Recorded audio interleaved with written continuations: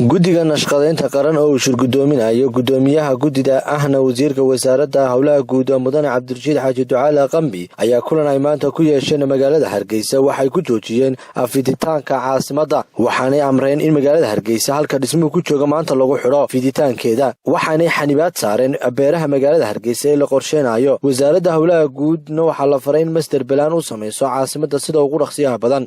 kulanka ay yeesheen guddiga naqshadeynta qaranku waxaa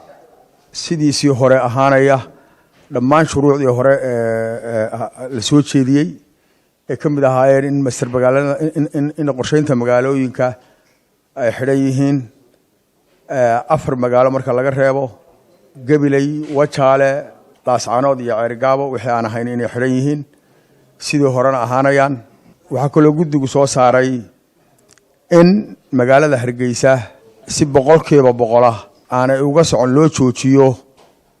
qorsheynta baahsan ee magaalada ka socota dhulka la qorsheynayo beeraha inay 100% taagnaato loona raadiyo master plan sida ugu dhaqsaha badan in loo sameeyo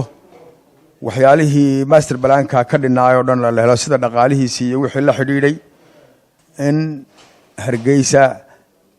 sida ugu dhaqsaha badan loogu raadiyo qorshe lagu qorsheeyo banaanka magaalada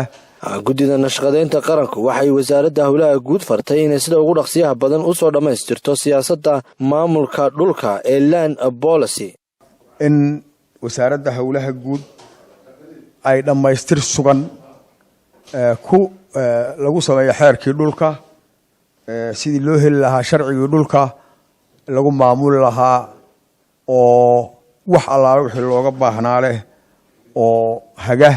sidaas ayaa guddiga naqshadeynta qaranku maanta go'aan ku gaadhay ugu dambeyn guddida nashqadeynta qaranku waxay amartay maayirada magaalooyinka kale inay soo gudbiyaan dhulka danta guud ah ee laga sugayay kuwii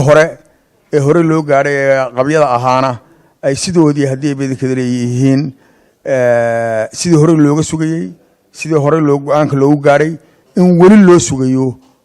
waxyaalihii guddiga naqshadeynta qaranku ay ka gaadhay arrimaha gobolada ee dhulka